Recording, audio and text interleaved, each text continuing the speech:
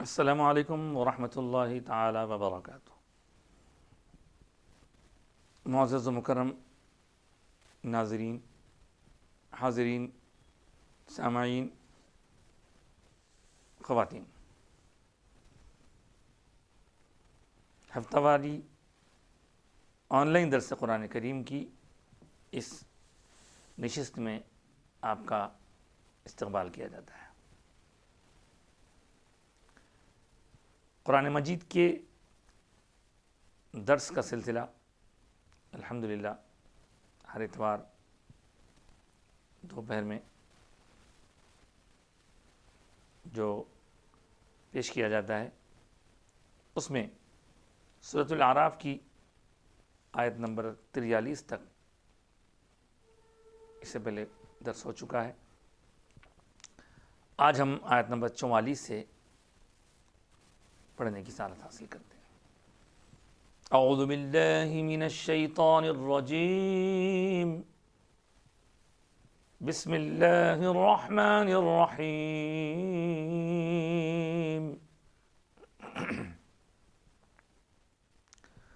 ونادى أصحاب الجنة أصحاب النار أن قد وجدنا ما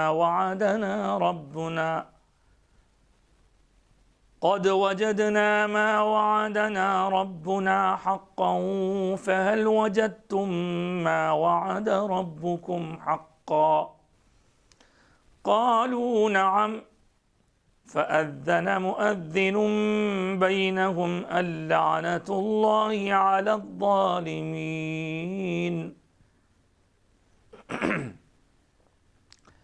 الذين يصدون عن سبيل الله ويبغونها عوجا وهم بالآخرة كافرون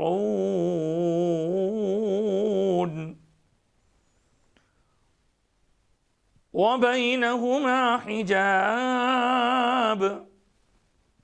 وعلى الأعراف رجال يعرفون كلا بسيماهم ونادوا أصحاب الجنة أن سلام عليكم لم يدخلوها وهم يطمعون۔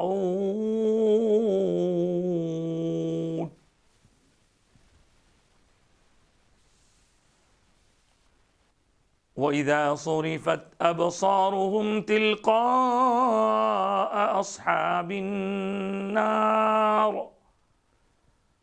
قَالُوا رَبَّنَا لَا تَجْعَلْنَا مَعَ الْقَوْمِ الظَّالِمِينَ۔ صدق اللہ العظیم وصدق رسوله النبی الامین الکریم ونحن على ذلك لمن الشاہدین والشاکرین۔ اس سے پہلے کہ آج تلاوت کردہ آیتوں کی تفصیلات کی طرف ہم رخ کریں، ایک بار اپنے آقا و مولا دونوں جہاں کے مالک و مختار حضور ختم المرسلین، خاتم النبیین، شفیع المذنبین، رحمت للعالمین احمد مجتبیٰ محمد مصطفیٰ صلی اللہ علیہ وآلہ وسلم کی بارگاہ اقدس میں درود و سلام کا نذرانہ پیش کر لیں۔ اللہم صلی علی سیدنا محمد وعلی آلہ وصحبہ عدد ما فی علم اللہ صلاة دائمة بدوام ملک اللہ۔ آپ کو یاد ہوگا کہ گزشتہ درس میں آیت نمبر 43 تک ہم نے سننے اور سنانے کا شرف حاصل کیا تھا، اور بات چل رہی تھی کہ جو لوگ اللہ تعالیٰ کے آیات، اللہ کی آیات کا انکار کرتے ہیں، تکذیب کرتے ہیں، اکڑ جاتے ہیں، ان لوگوں کو جہنم میں ڈالا جائے گا، وہیں جہنم میں ان کو بچھونا بھی جہنم کا ہوگا، اوڑھنا بھی جہنم کا ہوگا، اللہ محفوظ رکھے اس سے۔ اس کے بعد اللہ پاک نے نیک لوگوں کا ذکر فرمایا کہ وہ لوگ جو ایمان لائے اور اعمال خیر کیے تو وہ لوگ جنت میں ہوں گے۔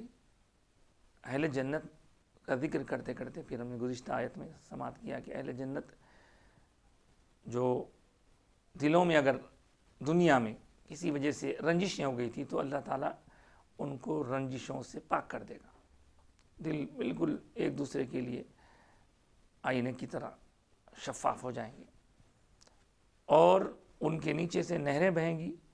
جب وہ لوگ اللہ کی تعریف کریں گے وہاں کہ اللہ تیری ہی تعریف ہے، تیرا شکر ہے، احسان ہے کہ تو نے ہمیں ہدایت سرفراز فرمائی اور ہم یہاں پہنچے۔ اگر اللہ کی ہدایت نہ ہوتی تو ہم ہرگز ہدایت نہیں پاتے، اللہ کا فضل نہ ہوتا، اللہ کا کرم نہ ہوتا، کیونکہ اللہ تعالیٰ نے ہدایت کے لیے اپنے پاس سے رسولوں کو بھیجا حق کے ساتھ۔ ظاہر ہے رسولوں کی آمد کا سلسلہ تو حضور اقدس صلی اللہ علیہ وسلم کی آمد پر مکمل ہو گیا، اب حضور کے بعد نہ کوئی نبی ہے نہ کوئی رسول ہے۔ آیت مبارکہ کا آخری حصہ تھا کہ ان کو ندا کی جائے گی، ان اہل جنت کو، کہ لو تم نے جو کام کیے ایمان اور عمل کے امتزاج کے ساتھ، تو ان کاموں کی وجہ سے تمہیں جنت کا وارث بنایا گیا۔ تو جنتی لوگ جنت میں جو جائیں گے اور وہاں کیا کہیں گے اس کا ذکر ہوا۔ آج جو میں نے تلاوت کی آیت، اس کے بعد والی آیت، اس میں اللہ پاک فرما رہے ونادا، نودو جو آیا تھا وہ مجھول تھا، ندا دی جائے گی۔ اب یہ نادا کا مطلب ندا کریں گے، آواز لگائیں گے، پکاریں گے۔ اصحاب الجنہ، جنت والے پکاریں گے۔ اصحاب النار، کن کو پکاریں گے، کن کو آواز دیں گے؟ نار والوں کو۔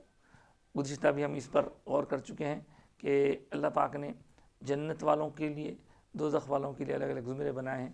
جنت والوں کو، دوزخ والوں کو ایکول نہیں سمجھا جا سکتا۔ اس کا ذکر لا استوی میں اللہ نے فرمایا لا استوی اصحاب النار و اصحاب الجنہ، کہ جو لوگ نار والے ہیں اور جو لوگ جنت والے ہیں دونوں مساوی نہیں ہیں، ایکول نہیں ہیں، برابر نہیں۔ اور اصحاب الجنتی هم الفائزون، کامیاب لوگ وہ ہیں جو جنت والے ہیں۔ تو یہ کامیاب لوگ ان ناکاموں سے اس وقت بات کریں گے، پکاریں گے اور کہیں گے اے دوزخ والو قد وجدنا ما وعدنا، نادا ان، پکاریں گے، آواز لگائیں گے کہ ہم نے تو پا لیا ما وعدنا ربنا، جو کچھ کے وعدہ کیا تھا ہم سے ہمارے رب نے، حقاً، سچا وعدہ، اس وعدے کو سچا ہوتا ہم نے دیکھ لیا، ہم نے پا لیا۔ اللہ تعالیٰ نے ہم کو جو وعدہ کیا تھا اس وعدے کے پورا کرنے کا ہم اپنے آنکھوں سے منظر دیکھ رہے ہیں، ہم جنت میں ہیں۔ یہ جنت والے ان سے کہیں گے اور پھر پوچھیں گے فَهَلْ وَجَدْتُمْ مَا وَعَدَ رَبُّكُمْ حَقًّا۔ اب وہ ظاہر ہے دوزخ میں جانے والے تو وہ ہیں جو انکار کرنے والے ہیں اور معاذ اللہ اللہ کو چھوڑ کر کسی اور کو خدا سمجھنے والے ہیں، کسی اور کو رب سمجھنے والے ہیں۔ تو ان کو پکار کر اہل جنت کہیں گے کیا تم نے وہ پا لیا جو تمہارے رب نے تم سے کیا تھا؟ وہ لوگ قالو، وہ لوگ کہیں گے ہاں۔ اب جب ان کی زبان سے اس طرح نکلے گا تو فَأَذَّنَ مُؤَذِّنٌ بَيْنَهُمْ اللَّعْنَةُ اللَّهِ عَلَى الظَّالِمِينَ، اس وقت ایک ندا دینے والا ندا دے گا ان دونوں کے درمیان کہ لعنت اللہ علی الظالمین، کہ اللہ کی لعنت ہو ظلم کرنے والوں پر۔ تو یہاں پہ وعدنا ربنا وعد ربکم، اب یہ ربنا ربکم، ہمارا رب اور تمہارا رب سے کیا مراد ہے؟ ظاہر ہے اہل ایمان اللہ تعالیٰ کو رب مانتے ہیں تو یہاں اپنی رب کے وعدے کی بات کر رہے ہیں، لیکن حقیقت دیکھا جائے تو ان لوگوں کا بھی رب اللہ ہی ہے۔ تو اللہ تعالیٰ نے جو اہل ایمان سے وعدہ کیا تھا وہ اہل ایمان کو مل گیا، اور جو بے ایمانوں سے، کافروں سے، تکذیب کرنے والوں کو بتایا گیا تھا کہ اگر تم نہیں مانو گے تو تم کو یہ دیا جائے گا، تو وہ بھی ان کو مل گیا، اس لیے قالوا نعم کہا گیا ہے۔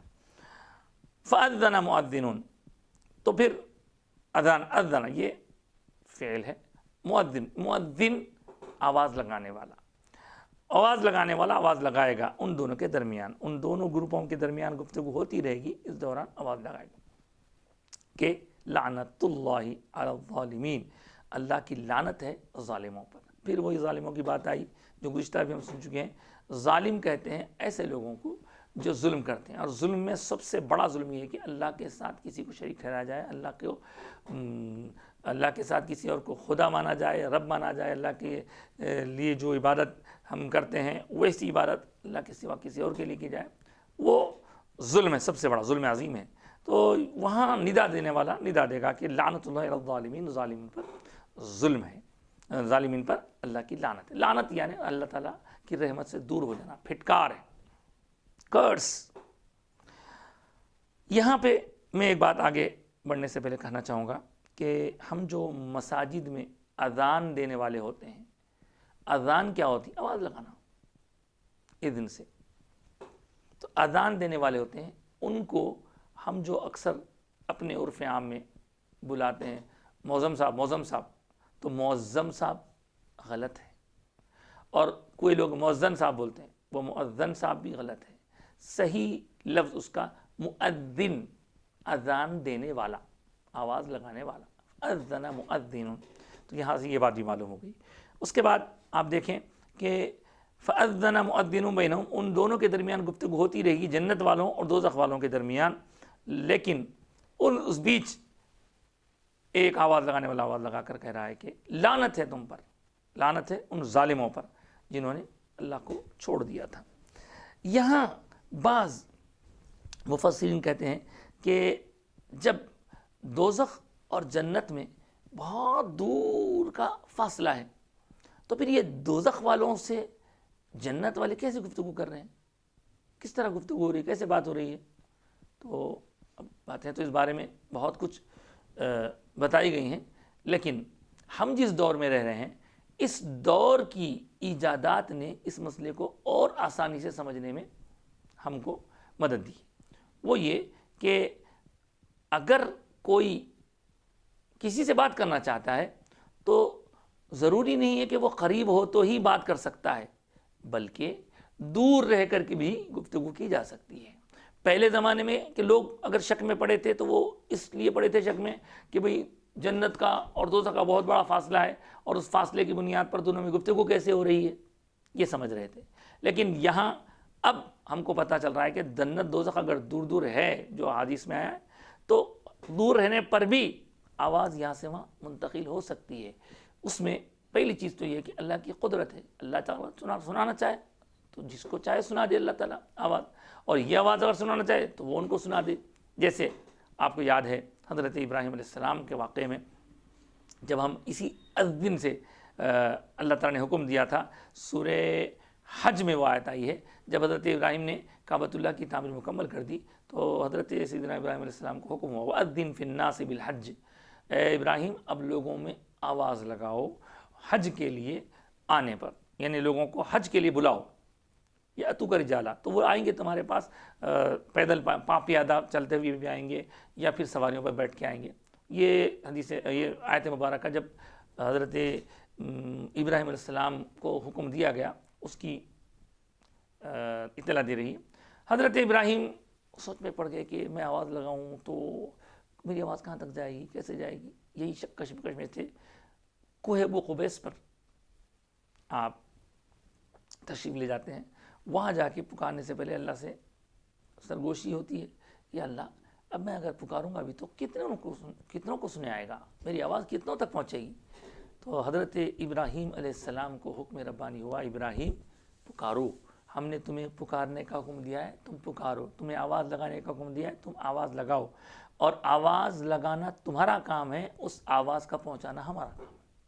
تو آپ دیکھیں حضرت ابراہیم علیہ السلام کی آواز کہاں کہاں تک گئی، اللہ اکبر، پوری آسمان و زمین میں گونج گئی، اور ایسے گونجی کہ اس وقت جتنے موجود تھے، مفسرین لکھتے ہیں کہ سب کو آواز سنائی دی، اور جو لوگ ابھی پیدا نہیں ہوئے تھے ان لوگوں کو بھی سنائی دی، ان لوگوں کے بھی عالم ارواح میں سنائی گئی۔ اور وہ لوگ جب دنیا میں آتے ہیں تو جب انہوں نے جو لوگ اس وقت اس آواز کو سن کر لبیک کہا تھا، ہاں ہم حاضر ہیں آپ کی آواز پر، آپ کے بلانے پر ہم حاضر ہیں جو کہا تھا، اس وقت عالم ارواح میں جنہوں نے کہا تھا، دنیا میں آنے کے بعد انہی کو عمرہ حج کی سعادت ملتی ہے۔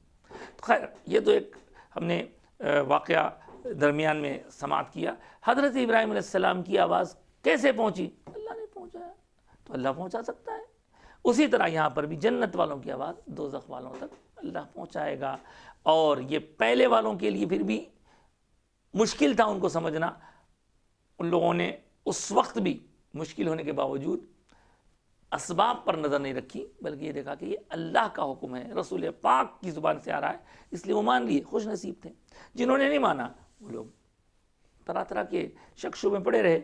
مگر آج کی تاریخ میں radio, television, mobile phone, WhatsApp, نہ جانے کیا کیا چیزیں ایسی نکل گئی ہیں کہ جس کی بنیاد پر میں ہوں حیدرآباد میں، اگر چاہوں تو آسٹریلیا جیسے دور کے ملک میں بھی گفتگو کر سکتا ہوں، نہ مجھے وہاں جانا ضروری، نہ اس کا یہاں آنا ضروری۔ آواز کیسے پہنچ رہی ہے؟ میں یہاں ہوں امریکہ میں بات کر سکتا ہوں، میں یہاں بیٹھے بیٹھے رشیا کی کوئی کنٹری سے بات کر سکتا ہوں، میں یہاں بیٹھے بیٹھے سعودی عربیہ، آرام سے بات ہوتی ہے۔ تو اس طرح آوازوں کا یہاں سے وہاں جانا یہ ناممکن نہیں ہے۔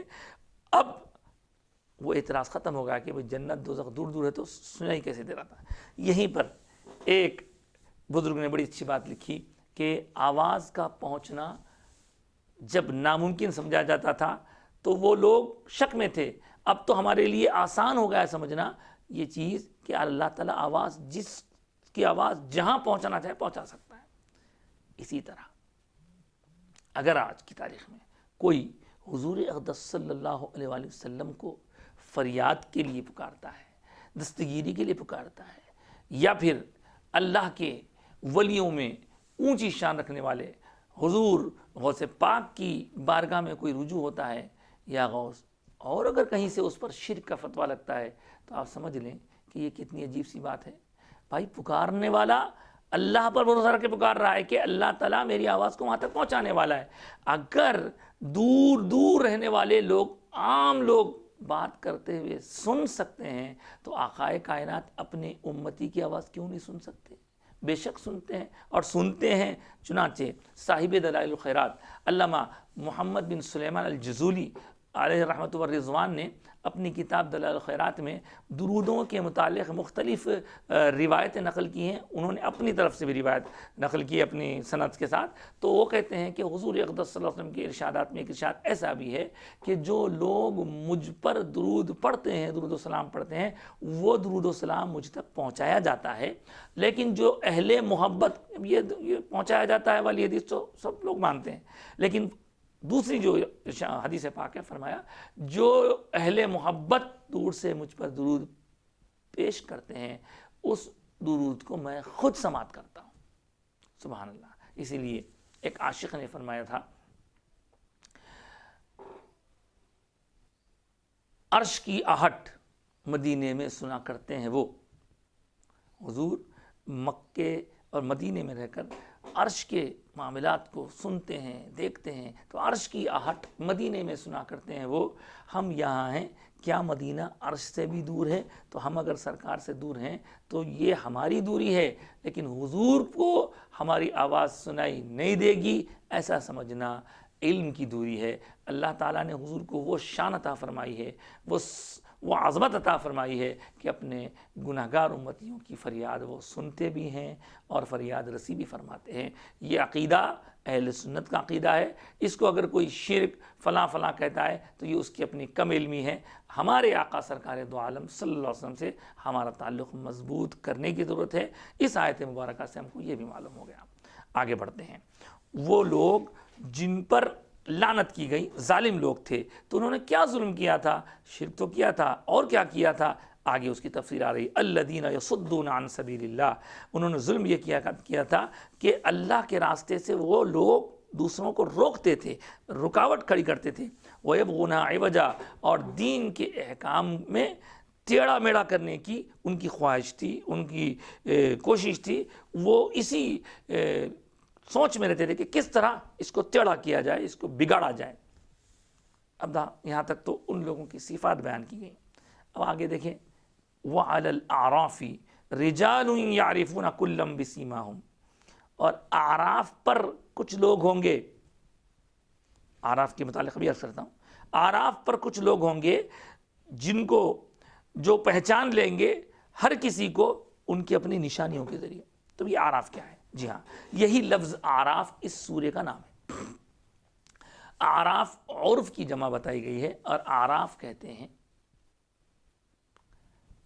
ابھار، اونچائی، اور اس سلسلے میں مفسرین نے احادیث کی روشنی میں لکھا ہے، لغوی اعتبار سے یہ جو گھوڑے کے بال جو ہوتے ہیں سر کے پاس سے، اس کو بھی عرف بولتے ہیں، اور مرغ کے سر پر جو لال رنگ کی جو کلغی ہوتی ہے اس کو بھی عرف کہتے ہیں۔ تو جو اونچائی کا حصہ، بلند حصہ جو ہوتا ہے اس کو اعراف کہتے ہیں۔ اور نام جو رکھا جاتا ہے اس ناموں میں ایک اصل نام ہوتا ہے، ایک عرف نام ہوتا ہے۔ عرف نام ہے عام طور پر جس سے اس کو پہچانا جاتا ہے۔ تو یہ عرف کا مطلب اونچا، یعنی جنت اور دوزخ کے بیچ میں ایک ایسا اونچا مقام ہے جس کو اللہ تعالیٰ نے بنایا ہے، اور اسی کی طرف یہ اعراف میں اشارہ بتایا گیا ہے۔ اور کچھ لوگ وہاں پر ہوں گے، اور ونادوا اصحاب الجنتی، اور وہاں رہ کر وہاں کون ہوں گے، وہاں کون لوگ ہوں گے، تو اس بارے میں مختلف مفسرین نے اپنی اپنی رائے پیش کی ہے۔ کچھ لوگ کہتے ہیں کہ وہاں حد درجہ اونچے قسم کے نبیین، صدیقین، شہداء، ایسے لوگ وہاں رہیں گے، اور وہاں رہ کر وہ جنت والوں کا بھی نظارہ کریں گے، دوزخ والوں کا بھی نظارہ کریں گے۔ اور بعض مفسرین کا کہنا ہے کہ یہ وہ لوگ ہیں جن کی نیکیاں اور برائیاں برابر ہوں گی، تو نہ وہ جنت میں جائیں گے نہ تو بیچ میں رہیں گے۔ بعد میں اللہ تعالیٰ ان کے ساتھ کیا معاملہ فرمائے وہ آگے تفصیل آئے گی۔ تو اعراف، صاحبان اعراف، وہ لوگ جو اعراف پر رہیں گے وہ ان کو پہچان لیں گے، یعرفون کلا بسیماہم، اور جنت والوں کو خطاب کر کے فرمائیں گے۔ یہ وہاں کا یعنی سینیریو پیش کیا جا رہا ہے، وہاں کا ایک ماحول پیش کیا، ماحول وہاں کا منظر پیش کیا جا رہا ہے کہ جنت والے ایسے رہیں گے، دوزخ والے وہاں رہیں گے، ان سے یہ گفتگو ہوگی، ان کا یہ معاملہ ہوگا۔ وَنَادَوْا، تو وہ لوگ ندا دیں گے، اصحاب الجنت، کس کو؟ جنت والوں کو ندا دیں گے، ان سلام علیکم، سلام علیکم، کہ ان پر سلامتی بھیجیں گے، سلام کریں گے، تم پر سلامتی ہو، ہے جنت والوں تم پر سلامتی ہو۔ لم يدخلوها وهم يطمعون، وہ ابھی داخل نہیں ہوں گے اس میں، لیکن وہاں جانے کے خواہش مند رہیں گے۔ وَإِذَا صُرِفَتْ أَبْصَارُهُمْ، اور جب ان کی نظریں پلٹائی جائیں گی، تلقاء اصحاب النار، آگ والوں کی طرف، دوزخ والوں کی طرف، تو ان لوگوں کو دیکھ کر ان کی زبان سے فوری نکلے گا، قالوا ربنا لا تجعلنا مع القوم الظالمین، اے ہمارے پروردگار ہم کو ظلم کرنے والی قوم میں سے نہ بنا۔ آپ دیکھیں یہ ہے آداب ہم کو جو سکھائے گئے کہ جب کبھی ایسی بات ہو جو اچھے ہوں تو ان کو دیکھ کر آپ اچھے بننے کی فکر کیجئے، جو برے ہوں تو ان کو دیکھ کر اپنے آپ کو بچنے کی فکر کیجئے۔ یہی بات یہاں پر بتائی جا رہی کہ جیسے ہی صاحبان اعراف کو، وہ اعراف پر ٹھہرے ہوئے لوگوں کو دکھایا جائے گا، جنت والوں کو، تو جنت والوں کو دیکھ کر خوش ہو جائیں گے، ابھی وہ داخل نہیں ہوں گے، وہاں پہ ہونے والے ہوں گے، وہ دیکھ کر خوش ہو جائیں گے اور ان پر سلامتی بھیجیں گے۔ اور پھر ادھر جب ان کی نظر پھیری جائے گی دوزخ کی طرف، تو دوزخ والوں کی عذابوں کو، ان کی کیفیات کو دیکھ کر وہ فوری اللہ کی طرف جو ہوں گے، کہیں گے ربنا، اے ہمارے رب، لا تجعلنا مع القوم الظالمین، ظالموں کی قوم میں سے ہمیں نہ بنا۔ تو اس طرح آج تلاوت کردہ یہ 3 آیتیں مکمل ہوئی، آیت نمبر 44، 45 اور 46۔ اس کے بعد کی ایک اور آیت ہم پڑھ لیتے ہیں۔ وَنَادَى أَصْحَابُ الْأَعْرَافِ رِجَالًا يَعْرِفُونَهُمْ بِسِيمَاهُمْ قَالُوا مَا أَغْنَىٰ عَنْكُمْ جَمْعُكُمْ وَمَا كُنْتُمْ تَسْتَكْبِرُونَ۔ اللہ اکبر۔ اور پھر ان کافروں کی طرف، ان ظالموں کی طرف اور ان دوزخ میں رہنے والوں کی طرف مخاطب ہو کر صاحبان اعراف، اصحاب الاعراف کہیں گے یعرفونہم بسیماہم، ان کی جو نشانیاں وہ دیکھ لیں گے، ان کی نشانیوں کے ذریعے ان کو پہچان لیں گے، پہچان کر دیکھیں گے، دیکھ کر ان سے کہیں گے قالوا ما اغنى عنکم جمعکم وما کنتم تستکبرون، تم کو تمہارا جمع کرنا اور تمہارا غرور کرنا کچھ کام نہ آیا، اور تم نے جو وہاں پر غرور کیا تھا، تکبر کیا تھا، اکڑ گئے تھے، اور پھر تم نے جو کچھ جمع کیا تھا، لوگوں کو جمع کیا تھا، مال کو جمع کیا تھا، جو کچھ بھی جمع کیا تھا، اس جمع کیے ہوئے نے تمہاری کوئی مدد نہیں کی، اس نے تمہیں بچایا نہیں، اس کی وجہ سے تم بچ نہیں پائے، بلکہ تمہارے اکڑ نے تم کو یہاں پہنچا دیا۔ اس طرح اللہ تبارک و تعالیٰ نے آیت نمبر 48 کے مضمون میں یہ فرمایا، اور اس کے بعد کہتے ہیں هؤلاء الذین اقسمتم لا ینالهم اللہ برحمہ ادخلوا الجنۃ لا خوف علیکم ولا انتم تحزنون۔ دیکھیے اللہ تعالیٰ کی جو شان ہے قرآن پاک میں اکثر ہم دیکھتے ہیں، پہلے ان کا ذکر ہوتا ہے نیکوں کا تو بروں کا اس کے بعد ہوتا ہے، کبھی بروں کا پہلے ہوتا ہے تو نیکوں کا اس کے بعد ہوتا ہے۔ اس طرح یہاں پر بھی اللہ تعالیٰ نے ان نیک بندوں کے بارے میں فرمایا کہ ان سے کہا جائے گا، جو نیک لوگ رہیں گے ان سے کہا جائے گا کہ ادخلوا الجنۃ لا خوف علیکم ولا انتم تحزنون۔ انشاءاللہ اس آیت سے ہم آگے آنے والے درس میں دیکھیں گے۔ آج کی گفتگو اس حوالے سے ہم یہی روکتے ہیں، درس قرآن کے حوالے سے، اور اس کے بعد پھر حدیث پاک، ایک حدیث پاک اور ایک فقہی مسئلے کی طرف ہم متوجہ ہوتے ہیں۔ آج میں نے سورہ اعراف کی آیت نمبر 44، 45 اور 46، 47، 48 تک پڑھا ہے۔ 49 سے 49 انشاءاللہ آنے والے درس میں ہم پھر حاضر خدمت ہوں گے۔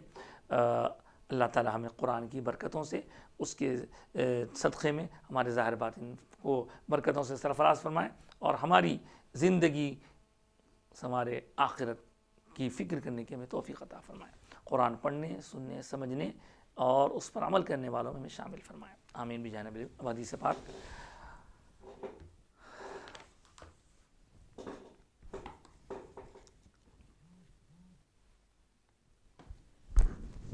عن ابی ہریرہ رضی اللہ تعالی عنہ ان رسول اللہ صلی اللہ علیہ وسلم قال تفتح ابواب الجنة يوم الاثنين ويوم الخميس فيغفر لكل عبد لا يشرك بالله شيئا الا رجلا كانت بينه وبين اخيه شحناء فيقال انظروا هذين حتى يصطلحا انظروا هذين حتى يصطلحا،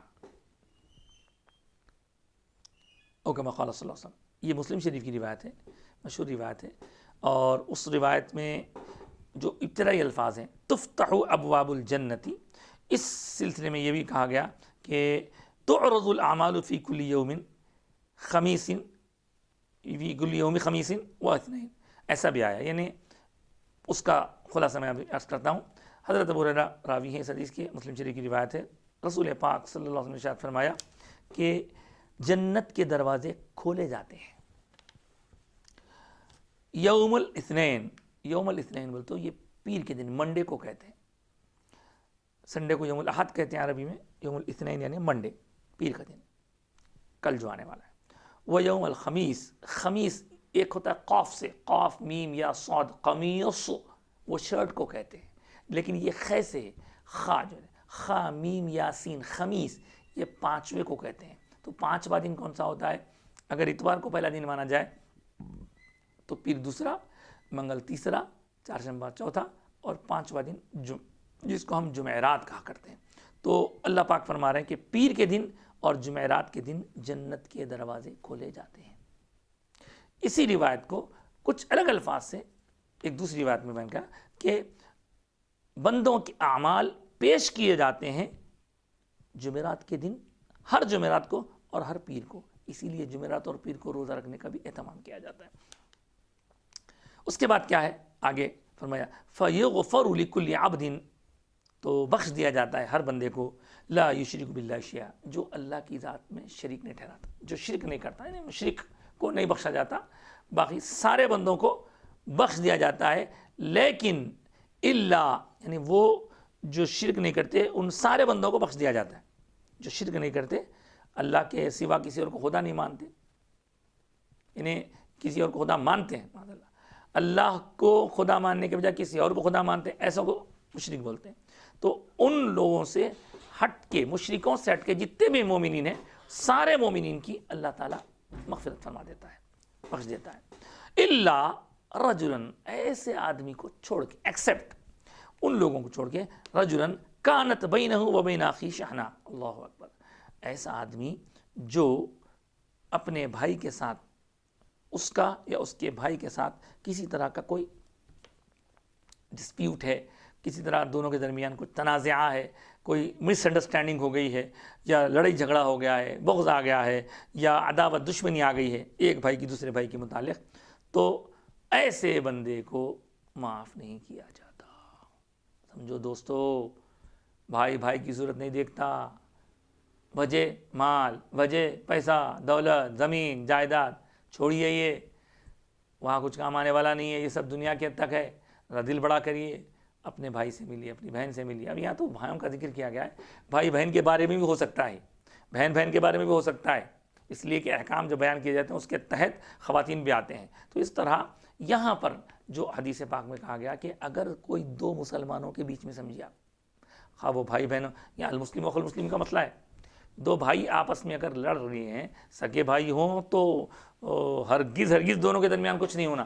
اگر خدا نخواستہ کچھ ہو جائے مسلمانوں کے بیچ میں، دو مسلمانوں کے درمیان، تو بتایا گیا کہ ان دونوں کے درمیان اگر ایسا ہو تو ان کے اعمال نہیں پیش کیے جاتے، جنت میں ان کو یعنی جو دروازے جب کھلتے ہیں تو ان کی مغفرت نہیں ہوتی، روک دیا جاتا ہے، اور کہا جاتا ہے فَيُقَالُ انظروا، دیکھو، انتظار کرو، انتظار کرو، انتظار کرو، یعنی اس معاملے کو تھوڑا اور ڈیلے کرو، ان لوگوں کو چھوڑے رکھو۔ تو آپ دیکھیے مغفرت ہو جاتی تھی لیکن مغفرت نہیں ہوئی، کیوں؟ دونوں کے درمیان ڈسپیوٹ ہے، چھوڑے رکھو۔ ہادینی، ان دونوں کو چھوڑے رکھو یہاں تک کہ وہ آپس میں مل جائیں، آپس میں اصلاح کر لیں، آپس میں صلح کر لیں، یہاں تک کہ رک جاؤ ٹھہر جاؤ جب تک کہ یہ لوگ آپس میں صلح نہ کر لیں۔ تو اس طرح اس حدیث پاک سے معلوم ہوا کہ کبھی بھی کسی سے متعلق اگر آپ کی کوئی مس انڈرسٹینڈنگ ہو گئی ہے تو اس کو لمبا نہیں کرنا چاہیے، ایک دن، دو دن، ایک حدیث میں آیا کہ تین دن سے زیادہ کوئی کسی سے بغیر بات کرے نہیں رہنا، یعنی ناراض نہیں رہنا، ہوا ناراض ہوتی ایک دن دو دن میں برخاست۔ دوستو اور بھائیوں، یہ ہے حدیث پاک۔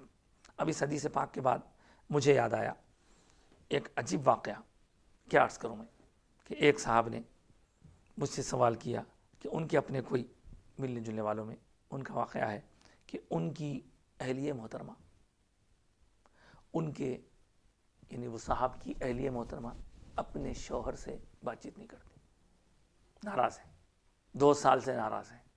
اب ایک تو یہ ہے کہ حدیث پاک کی روشنی میں کسی کو 2-3 دن کے زیادہ ایک دوسرے سے علیحدہ نہیں رہنا ہے، کیونکہ اعمال جب پیش ہوں گے تو ہماری باری نہیں آئے گی، رک جائیں گے۔ دوسری بات یہ ہے، اسی کے تحت ایک فقہی مسئلہ، دراصل مجھ سے ایک سوال کیا گیا، اس پر میں عرض کروں تو پوچھا گیا کہ صاحب 2 سال سے دونوں کے درمیان کسی طرح کا کوئی ریلیشن، ایسا ریلیشن جو وائف اور ہسبینڈ کے درمیان ہوتا ہے، وہ ریلیشن نہیں ہے، آپس میں دونوں الگ الگ رہتے ہیں، الگ الگ آرام کرتے ہیں، تو کیا اس کی وجہ سے ان کا نکاح باقی ہے؟ تو جب ان کو بتایا گیا کہ بھئی ایک تو فقہی مسئلہ ہے کہ نکاح تو باقی ہے، لیکن دوسرا اس میں یہ ہے کہ وہ دونوں کے درمیان بات چیت نہیں ہوتی، کون ذمہ دار ہے اس کا؟ جلدی سے جلدی دونوں میں بات چیت ہونی چاہیے۔ کہا کہ نہیں صاحب، وہ خاتون کو غصہ ہے کسی بات پر، ایک دن غصہ، 2 دن غصہ، تھوک دینا غصہ، تو وہ جو بھی بہرحال مسئلہ ہے۔ تو اب آپ دیکھیں کیا مسئلہ ہے، وہ ان کی والدہ والد کو انہوں نے کچھ کہہ دیا تھا، انہوں نے معافی بھی مانگ لی، لیکن یہ کسی طرح ان کو جو ہے اپنے قریب آنے نہیں دیتی، اور جو حق زوجیت شوہر کو حاصل ہے وہ تک حاصل کرنے نہیں دیتی۔ اللہ اکبر، اب کیا کیا جائے؟ انہوں نے کہا کہ دیکھو ان کو سمجھاؤ، بتاؤ، اور یہ بات تو ہے کہ عقد نہیں ٹوٹا ان کا، عقد ٹوٹنے کے لیے طلاق تو بھی ہونا، یا خلع ہونا، یا دونوں میں سے کسی کا انتقال ہونا، یا پھر کوئی خدا نہ خواستہ کوئی دونوں میں سے کوئی ایک کافر ہو جانا جب ٹوٹا۔ لیکن ب یہ ایسی صورت میں اگر علیحدہ ہوں 2 سال 3 سال بھی رہے تو کچھ مسئلہ نہیں ہے، لیکن کیا دونوں کے درمیان کچھ ایسی تبادلہ تو نہیں ہو گیا، کوئی الفاظ تو نہیں بولے گئے؟ نہیں، مگر خالی دونوں اب آ رہے ہیں، انہوں کھانا کھا کے جا رہے ہیں، انہوں کھانا بنا رہے ہیں، لیکن دوسرا جو خصوصی ایک رشتہ ہوتا ہے وہ رشتہ باقی نہیں ہے۔ تو حضرات گرامی، یہاں پر فقہی مسئلہ عرض کر دوں، سرکار کی حدیث پاک بھی ہے، ایسا کرنا شدید ناانصافی، ظلم ہے۔ یہ بات بتاتے ہوئے میں آپ سے عرض کروں کہ جمعرات اور پیر کے دن روزہ بھی رکھا جاتا ہے، اکثر سرکار کے ارشادات کی روشنی میں، اور سرکار بھی رکھا کرتے تھے۔ اور مدینہ منورہ جب ہم جاتے ہیں تو ہم دیکھتے ہیں کہ وہاں پہ جمعرات اور پیر کو باقاعدہ کئی لوگ افطار کرنے کے لیے مدینہ نبوی میں حاضر ہوتے ہیں۔ تو اس سلسلے میں یہ بات یاد رہے کہ عورت، بیوی اور شوہر کے درمیان جو رشتہ اللہ نے قائم رکھا ہے، اس میں اس طرح کی دوری اللہ رسول کو پسند نہیں ہے، اور چاہتا ہے اللہ یہ کہ دونوں مل کر رہیں۔ ہن لباس لکم وانتم لباس لہن، دونوں ایک دوسرے کے لیے قرب کا ذریعہ بنائے گئے ہیں۔ اب اگر ہم اس طرح کرتے ہیں تو یہ ہماری بہت بڑی نادانی ہے اور بہت بڑا اس میں گناہ ہے۔ اگر کوئی شوہر اپنی زوجہ کو کسی خاص کام کے لیے، اپنی خاص تکمیل کے لیے، خاص اس کی ضرورت کی تکمیل کے لیے بلاتا ہے، اور وہ بغیر وجہ کے، چلیے کوئی بیمار ہے، کوئی طبیعت خراب ہے یا کوئی اور وجہ ہے تو بات الگ ہے، لیکن اگر وہ بغیر کسی وجہ کے انکار کرتی ہے اور اس سلسلے میں دشواری پیش آتی ہے شوہر کو، تو یاد رکھیے حدیث پاک میں آیا کہ صبح تک فرشتے اس عورت پر لعنت بھیجتے رہتے ہیں، صبح تک، کہ اس نے اپنے شوہر کی تابعداری نہیں کی۔ دیکھیے صاحب، فقہی مسئلہ تو یہاں تک بتایا گیا کہ جیسے میں نے کہا پیر اور جمعرات کی بات آئی ہوئی کہ اگر کوئی عورت، بیوی، رمضان کے فرض روزوں کے علاوہ کوئی نفل روزہ رکھنا چاہتی ہے تو اس نفل روزے کے رہنے کے لیے بھی اپنے شوہر سے پرمیشن ضروری ہے اس کو۔ اگر شوہر پرمیشن دیتا ہے تو روزہ رکھ سکتی ہے۔ اگر شوہر کی پرمیشن کے بغیر کوئی خاتون روزہ رہ گئی اور اگر وہ اپنی تکمیل ضرورت کے لیے آ جائے دن کے اوقات میں، تو آپ کہیں گے کہ میں روزہ ہوں، تو روزہ رکھنا عورت کو بغیر شوہر کی اجازت کے منع ہے، نفل روزہ۔ اسی سے اندازہ لگا لیجئے، اور وہ حدیث تو سب کو معلوم ہے کہ سرکار پاک علیہ الصلوۃ والسلام نے ارشاد فرمایا کہ میری شریعت میں کسی کو سجدہ کرنا حرام ہے، لیکن اگر میری شریعت میں سجدہ کرنا اگر جائز ہوتا تو میں عورت کو کہتا کہ شوہر کو سجدہ کرے۔ تو اس طرح جو بھی تعلقات خراب کرتے ہیں، خواہ وہ بیوی کی طرف سے ہو یا شوہر کی طرف سے، ان تعلقات کو بنائے رکھنے کی فکر کرنا چاہیے۔ اور یہاں تو بھائیوں کی بات ہے، لیکن دو مسلمان آپس میں ایک رشتے کے حساب سے بھائی بہن بھی ہوتے ہیں، تو اس طرح میاں بیوی کے درمیان بھی کوئی اگر اتفاقی ہو جائے تو اس کو لمبا نہیں کھینچنا چاہیے۔ تو یہ ہو گیا فقہی مسئلہ۔ اب آپ آج کی آخری ہماری گفتگو کا اختتام دیکھیں کہ اللہ رب والوں نے اپنی زندگیاں اور اپنے صلاحیتوں کو کس طرح اللہ کے لیے صرف کیا، اللہ کے لیے وقف کیا، حالانکہ ان کی خواہشیں کچھ اور تھیں، دینی خواہشیں تھیں۔ آج کی گفتگو میں میں خاص طور سے اہل حیدرآباد نہیں، اہل دکن نہیں بلکہ بہت سارے علماء، بہت سارے بزرگان دین کے ایک محسن ہیں، بہت بڑے محسن ہیں، اس محسن کا ذکر کرنا چاہوں گا، کیونکہ ماہ جمادی الاولیٰ اپنے اختتام کی طرف بڑھ رہا ہے، تو میں اپنے اس محسن کا ذکر کرنا چاہوں گا، وہ محسن کہ جن کی خواہش تو یہ تھی کہ وہ جا کر مدینے میں رہ جائیں، مدینے میں بس جائیں، حضور کی دن رات حضور کے روزے کی برکتیں لوٹیں، لیکن حضور اقدس صلی اللہ علیہ وسلم نے ان سے فرمایا نہیں، میں تمہیں یہاں رہنے کے بجائے واپس دکن جانے کا حکم دیتا ہوں، تم وہاں جاؤ، تم سے کام لینا ہے۔ تو وہ شخصیت واپس ہندوستان آتی ہے، دکن میں آتی ہے، اور دکن میں اس وقت محبوب علی پاشا کا دور چل رہا تھا۔ محبوب علی پاشا کے استاد تھے جن کا نام حضرت علامہ زما خاں شہید رحمۃ اللہ تعالی علیہ تھا، جن کا مزار شریف شالی بنڈے کے جرہ سے اوپر چڑھتے وقت شاہ غوث ہوٹل سے پہلے دائیں جانب آتا ہے، ان کے بازو مسجد بھی بن گئی ہے اب تو ماشاءاللہ، مسجد محبوبیہ کر کے۔ وہ جو حضرت زما خاں شہید رحمۃ اللہ تعالی علیہ تھے، وہ بڑے عالم تھے، وہ بادشاہوں کے استاد تھے، ان کی شہادت ہو چکی تھی، اور ان کی شہادت کے بعد ان کو شہید کیا گیا تھا۔ ان کی شہادت کے بعد وہ عہدہ بادشاہوں کو پڑھانے کا، بادشاہوں کی اولادوں کو پڑھانے کا خالی تھا، تو اللہ کی کرنی دیکھیے، حضور نے اس عاشق رسول کو یہاں بھیجا، اور یہاں بھیجنے کے بعد اس منصب کے لیے سب لوگوں نے آپ کی صلاحیت و قابلیت کو دیکھ کر آپ کو پیش کیا، اور آپ نے ان کے استاد کی حیثیت سے، ان لوگوں کی استاد کی، بادشاہوں کے استاد کی حیثیت سے اپنی خدمات کو شروع کیا، لیکن بعد میں آپ نے اتنا بڑا کارنامہ انجام دیا کہ وہ ہمارے بہت بڑے محسن مانے جاتے ہیں، اور آپ کو میں پہلیاں نہیں بجھاؤں گا، بہت جلد ان کا نام ذکر کروں گا، لیکن کوئی بھی آپ جانتے ہیں کہ دنیا میں جب آتا ہے تو آ کر کے وہ پیسہ دولت خوب کماتا ہے، گھر دار سب کچھ، لیکن حضور اقدس صلی اللہ علیہ وسلم کا ارشاد ہے کہ کوئی آدمی جب چلا جاتا ہے تو اس کی 3 چیزیں باقی رہتی ہیں، یعنی 3 چیزوں سے اس کو فائدہ پہنچتا ہے۔ جب دنیا سے کوئی جاتا ہے تو اس کا سلسلہ عمل رک جاتا ہے، وہ خود سے کچھ نہیں کر سکتا، نہ وہ نماز پڑھ سکتا، نہ روزہ رکھ سکتا، نہ کچھ کر سکتا ہے، لیکن 3 چیزیں ایسی ہیں کہ انسان کے گزر جانے کے بعد بھی اس کو فائدہ پہنچاتی۔ ایک، اس کا ایسا کام جس کو صدقہ جاریہ کہتے ہیں، صدقہ جاریہ یعنی کوئی مسجد بنا دیا، باولی بنا دیا، یا پھر جو ہے کوئی مسافر خانہ بنا دے۔ اس کے بعد دوسری بات فرمائی سرکار نے، کوئی علم پہنچا دے، فائدے والا علم پہنچا دے۔ تو آپ دیکھیں، علم ینتفع بھی، جس سے فائدہ اٹھایا جائے، علم نافع اگر دوسروں تک پہنچا دے تو وہ علم جب تک فائدہ لوگوں کو دیتا رہے گا تب تک اس جانے والے کو فائدہ پہنچتا رہے گا۔ پھر اس کے بعد تیسری چیز فرمائی کہ نیک اور صالح اولاد اپنے بزرگوں کے لیے جو دعا کرتی ہے اس کا بھی فائدہ پہنچتا رہتا ہے۔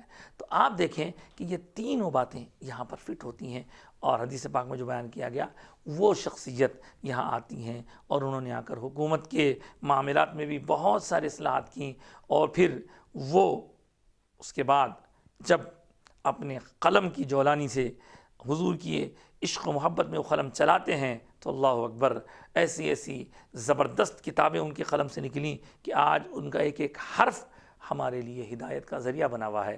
جی ہاں، وہی جنہوں نے مقاصد الاسلام نامی کئی حصے لکھے اور اس کے ذریعے اسلام کی جو پہچان ہے وہ کروائی، وہی جنہوں نے انوار احمدی لکھ کر ہمارے عقیدوں کی اور خاص طور سے حضور اقدس صلی اللہ علیہ وسلم کی شان و عظمت کی ایسی تفصیل بتائی کہ جس سے ہمارے ایمان تازہ ہو گئے، وہی جنہوں نے لکھنا شروع کیا تو الکلام المرفوع لکھ کر حدیث کے باب میں ایسا زبردست اضافہ کیا کہ اللہ اکبر، وہی کہ جنہوں نے کتابیں بھی لکھی، جنہوں نے اپنے صحبتوں سے بھی کئی لوگوں کو فیضیاب کیا، اور ان کے کارناموں میں ایک ادارہ ایسا بھی ہے کہ جس ادارے کے ذریعے حیدرآباد کو پہچانا جاتا تھا پہلے بھی، آج بھی علمی دنیا میں حیدرآباد کو چار مینار کے ذریعے کم پہچانتے ہیں، ایک ایسا ادارہ جہاں سے نایاب کتابیں چھپتی تھیں، دائرۃ المعارف العثمانیہ، اس کو آپ نے قائم کیا۔ آپ کون ہیں؟ آپ وہ ہیں جنہوں نے یہ سب تو کیا ہی کیا، اس کے ساتھ ساتھ ایک ایسا مدرسہ اس وقت قائم کیا، اور اس مدرسے کے لیے جی جان سے محنت کی۔ جو مدرسہ شروع جب ہوا تھا اس وقت تو مدرسہ تھا، اس وقت تو اسکول تھا، لیکن آج جب کہ ہم اس کے قائم ہونے کے 150 سال کے بعد دیکھتے ہیں تو 150 سال سے وہ مدرسہ زبردست روشنی بکھیر رہا ہے۔ اب وہ مدرسہ نہیں رہا، بلکہ وہ ایک جامعہ کی شکل اختیار کر گیا ہے۔ اس کو اسلامک یونیورسٹیز میں ایک اونچا مقام اللہ رب العزت نے عطا فرمایا ہے۔ وہاں سے کیسے کیسے بزرگوں نے علم کی دولت حاصل کی، علم والے بنے، اہل علم بنے، اہل عرفان بنے۔ تفصیل تو بہت کچھ ہے، آپ کہیں گے آخر ہے کون وہ ادارہ کون سا ہے؟ تو ممکن ہے بہت سارے لوگ سمجھ گئے ہوں، میں پھر عرض کروں وہ کون ہیں؟ وہ نسباً حضرت عمر فاروق رضی اللہ تعالیٰ عنہ کی اولاد میں سے ہوتے ہیں۔ وہ حضرت شاہ رفیع الدین قندھاری علیہ الرحمۃ والرضوان کے نواسے مانے جاتے ہیں۔ وہ قندھار جو دکن کے علاقے ناندیڑ کے پاس آتا ہے وہاں سے تعلق رکھتے ہیں۔ وہ جو قادری اور چشتی سلسلے میں بڑی برکتوں کا فیض لے کر فیض دینے والے ہیں، اور وہ جنہیں حضور کی بارگاہ میں اس حد تک رسائی ہے کہ اللہ اکبر، میں یہ عرض کر رہا ہوں تو میرے آنکھ پہ کانٹے آ رہے ہیں، میرے رونگٹے کھڑے ہو رہے ہیں کہ حضور کی بارگاہ میں اس اللہ والے کی ایسی قدر و منزلت ہے کہ ایک مرتبہ وہ درس دے رہے تھے، درس کے دوران کوئی اشکال، کوئی عبارت کو سمجھنے میں کچھ چیز کو رکاوٹ محسوس ہوئی، تو وہ اللہ والے وہ اللہ والے، وہ اللہ کے نور کے مختلف زاویوں کا حصول رکھنے والے، اللہ کی شان کا مظہر بننے والے، وہ حضور کی طرف رجوع ہوتے ہیں عالم روح میں. اور جب وہ رجوع ہوتے ہیں تو وہیں پر کسی ایک خاتون نے، جو بڑی صاحب کشف خاتون تھی، انہوں نے دیکھا کہ اللہ اکبر، حضور اقدس صلی اللہ علیہ وسلم کی محفل سجی ہوئی ہے، حضور کے اطراف صحابہ کی کہکشاں سجی ہوئی ہے، سرکار صدیق اکبر بھی ہیں، سرکار فاروق اعظم بھی ہیں، اور دیگر تمام تر صحابہ ہیں. اور اس وقت جب کہ صحابہ کے درمیان حضور رونق افروز ہیں، حضرت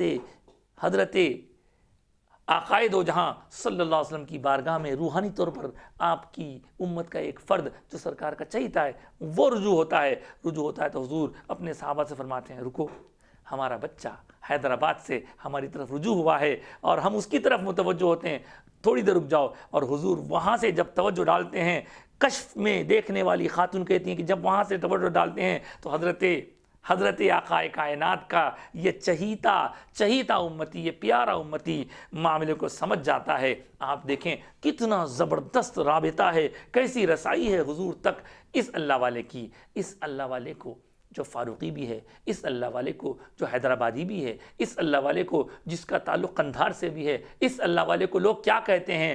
اس اللہ والے کی پیدائش سے پہلے ہی لوگوں نے اس کی تفصیل بتا دی تھی، اس کے متعلق بتا دیا تھا کہ یہ ایک روشنی، ایک نور بن کر ابھرے گا. اور اسی لیے تو اس کا نام رکھنے والوں نے انوار اللہ رکھا تھا. انوار اللہ، اللہ کا ایک نور نہیں بلکہ اللہ تعالیٰ کے کرم سے، علم کے، عمل کے، صحبت کے ایسے انوار آپ نے بکھیرے کہ اللہ نے آپ کو اس میں بامسمى عطا فرمایا. انوار اللہ. کون انوار اللہ؟ امام انوار اللہ. کون انوار اللہ؟ شیخ الاسلام انوار اللہ. کون انوار اللہ؟ فضیلت جنگ انوار اللہ. کون انوار اللہ؟ وہی جن کو بادشاہان وقت نے اپنا استاد مانا، وہی انوار اللہ جن کا نام آتا ہے تو علماء اور مشائخ کی جبینیں نیاز جھک جاتی ہے. کیوں کہ وہ ایسے محسن ہیں، ایسا بڑا انہوں نے کارنامہ کیا، رہتی دنیا تک اس کا فیض پہنچتا رہے گا. وہ انوار اللہ فاروقی نے جو اپنا سرمایہ چھوڑا، اس کو آج دنیا جامعہ نظامیہ کہتی ہے. حضرات گرامی، یہ ایسا ٹاپک ہے، چونکہ میں بھی اسی مادری علمی سے اپنا تعلق رکھتا ہوں تو میں بھی جس قدر کہوں. اور پھر مجھے ایک شرف یہ بھی حاصل ہے کہ میرے ابا جان حضرت علامہ اعظم المشائخ حضرت قاضی سید شاہ اعظم علی صوفی حسنی حسینی قادری علیہ رحمت و رضوان، جن کا 6 ماہ قبل وصال ہوا، وہ حضرت کو حضرت شیخ الاسلام امام انوار اللہ سے ایسی محبت بھی تھی، قربت بھی تھی. اور یہاں میں یہ ضرور عرض کروں گا کہ حضرت صدر الشیوخ علامہ طاہر رضوی القادری علیہ رحمت و رضوان اکثر فرمایا کرتے تھے کہ دیکھو جی، شیخ الاسلام امام انوار اللہ فاروقی رحمۃ اللہ تعالی علیہ تک شاگردی اور استادی کا جو تعلق ہے، اس تعلق میں اور حضرت صوفی صاحب، میرے بابا کی طرف اشارہ کر کے فرماتے کہ میں اور صوفی صاحب ہم دونوں ایک واسطے سے انوار اللہ فاروق شاگرد تھے علیہ رحمت الرضوان. اس لیے کہ حضرت مولانا صدر الشیوخ علامہ طاہر رضوی صاحب علیہ رحمت الرضوان کے ابا جان حضرت ابراہیم ادیب علیہ رحمت الرضوان حضرت بانی جامعہ کے شاگرد، اور ادھر میرے بابا جان کے بابا جان یعنی حضرت سید صوفیہ مفتی و محدث دگن علامہ ابو الخیر سید شاہ احمد علی صوفی صفی حسنی حسینی قادری علیہ الرحمہ، یہ حضرت امام انوار اللہ فاروق کے حلقہ تصوف میں حضرت کے دائیں جانب بیٹھا کرتے. اور حضرت کی اس محفل میں خاص طور سے شیخ محی الدین ابن عربی رحمۃ اللہ تعالی کی مشہور کتاب فتوحات مکیہ کا درس ہوتا تھا. ہمارے دادا حضرت قبلہ حضرت احمد علی صوفی علیہ رحمۃ الرضوان وہاں حضرت کے حکم پر عبارت پڑھتے اور حضرت اس کی تشریح کرتے جاتے تھے. تو اس طرح ہمارے بابا جان ہمارے دادا حضرت کے شاگرد، ہمارے دادا حضرت بانی جامعہ کے شاگردوں میں ایک شاگرد. اسی طرح حضرت علامہ طاہر رضوی علیہ رحمۃ الرضوان جو امام موسیٰ رضا کی اولاد میں سے، ان کے والد حضرت امام ابراہیم ادیب وہ حضرت بانی جامعہ کے شاگرد. تو اس طرح آپ اکثر کہا کرتے تھے اب نہ حضرت صدر الشیوخ ہیں نہ حضرت اعظم المشائخ ہیں، اب ان کو دیکھنے والے جو بھی موجود ہیں ہم جیسے ناکارہ لوگ، اللہ رب العزت ہم کو بھی ان بزرگوں کے جوتیوں کے نالین کے صدقے میں خدمت دین کرنے کی توفیق عطا فرمائے. یہ ہمارے شیخ الاسلام امام انوار اللہ فاروقی علیہ الرحمۃ والرضوان کا مختصر سا تذکرہ تھا. وقت اجازت نہیں دیتا، ورنہ آپ کی خدمات اگر گنائی جائیں، اللہ اللہ، اہل حیدرآباد، اہل دکن کے ایک ایک مسلمان پر آپ کا ایک طرح سے احسان ہے. کتنی باتیں بتاؤں، انشاءاللہ پھر کبھی آپ کی بارگاہ میں نظر عقیدت پیش کرنے کی یہ عاجز سعادت حاصل کرے گا. آج کی گفتگو ہی ہم روکتے ہیں.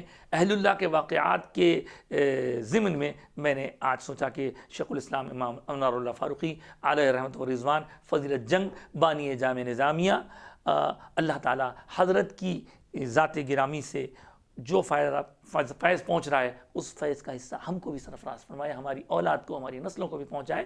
اللہ تعالیٰ ان کے درجات عالیہ میں مزید اضافہ فرمائے. حضرت کے فیضان علمی، فیضان روحانی اور جتنے فیوز و برکات ہیں، اور ہمارے خاندان پر حضرت کا خاص توجہ یہ تھی کہ ہمارے خاندان میں حضرت کی ایک بڑی تصویر تھی، جو تصویر بعد میں پھر اہل نظامیہ اور عبدالحمید اکبر صاحب کے ذریعے پھر وہ مشہور ہوئی. تو بہرحال اللہ رب العزت نے آج مجھے موقع دیا کہ حضرت کے بارے میں کچھ عرض کروں.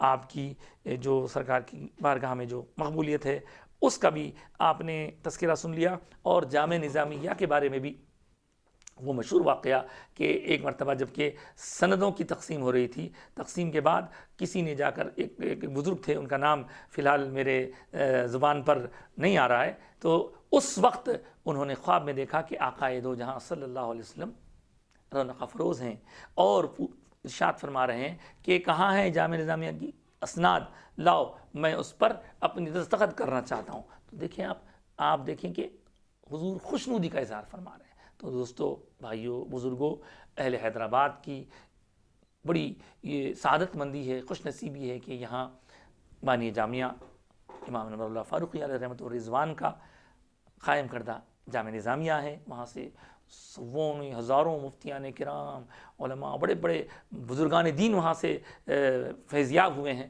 اللہ تعالیٰ اس جامعہ کو قائم رکھے اور حضرت شیخ الاسلام کے خدمات کو دیکھ کر ہمیں بھی خدمت دین کی کچھ تڑپ پیدا فرمائے، اور انہی کے نقش قدم پر چلتے ہوئے اللہ تعالی ہم سب کی ایمان کی حفاظت فرمائے، اسلام پر قائم رکھے.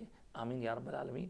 آخر میں اللہ سے دعا کرتا ہوں کہ اللہ جو کچھ کہا سنا ہے اسے قبول فرما، کہنے سننے کے دوران ہم سے جو کمی کوتاہی لغزش ہو اسے معاف فرما، اور ہمیں قرآن پڑھنے، حدیث، فقہ، اسلامی علوم، اولیاء و صلحاء کے واقعات سے یا اللہ اپنی زندگی کو سنوارنے والا بنا دے. ہماری زندگی سنوار دے. ہمارے اندر کی جو بھی گندے عادتیں ہیں، برے اخلاق ہیں، اخلاق رذیلہ، ان کو دور کر کے اخلاق حسنہ کا نور ہمیں پیدا فرما دے. خاص طور سے ریاکاری، دکھاوا، شہرت، دنیا طلبی اور تمام تر یہ جتنی برائیاں ہیں، ان سب سے بغض، کینہ، حسد، گھمنڈ، غرور، تکبر، فخر، نعت، یہ ساری چیزوں سے اللہ ہم سب کو محفوظ معمون فرما دے. ہمارے ظاہر باطن کو پاک صاف فرما. ہمارے بزرگوں کے درجات عالیہ میں مزید ترقی عطا فرما، اور ہمارے علم میں مزید اضافہ فرما. ہمارے علم میں، ہماری عمر میں، ہمارے رزق میں، ہمارے مال میں، ہمارے اہل و عیال میں پروردگار برکتوں ہی برکت نازل فرما. اور جتنے لوگ سن رہے ہیں، جتنوں تک بات یہ پہنچ رہی ہے، جتنے شامل ہیں، جتنے شامل ہونے والے ہیں، سب کے لیے دعا کرتا ہوں. سارے اہل ایمان جہاں جہاں رہتے ہیں، مولا ایمان کی حفاظت فرما، اسلام پر قائم رکھ، اور سارے اہل ایمان کو دنیا و آخرت کی بھلائیاں نصیب فرما، جائز دینی دنیا مقاصد پورے فرما. اور پروردگار جو بیماریاں وبائیں چل رہی ہیں، ان وباؤں سے محفوظ معمون فرما. سب کے لیے دعا کرتا ہوں بیماروں کو صحت دے دے. خاص طور سے ہمارے اہل حیدرآباد میں ہمارے بزرگان دین کے متعلقین، متوسلین، معتقدین، طالبین اور مستفیدین، تلامذہ جو ہے مولا، سب کے لیے دعا کرتا ہوں. سب کی جن دعا کے لیے کہا ہے، ان سب کے لیے دعا کرتا ہوں، دعائیں قبول فرما. پریشانیاں دور فرما، مشکلیں آسان فرما، جو قرضوں میں گرفتار ہو گئے انہیں قرضوں سے آزاد فرما، آمین یا رب العالمین، یا ارحم الراحمین، یا اکرم الاکرمین، یا مجیب السائلین، یا امان الخائفین، یا غیاث المستغیثین، اغثنا اغثنا اغثنا بجاہ نبیک المصطفیٰ و حبیبک المجتبی علیہ الصلاۃ والسلام و بوسیلۃ الشیخ سیدنا عبد القادر حسنی الحسینی الجعفر الگیلانی قدس اللہ تعالی سر العزیز برحمتک یا ارحم الراحمین والحمد للہ رب العالمین بحق لا الہ الا اللہ محمد رسول اللہ۔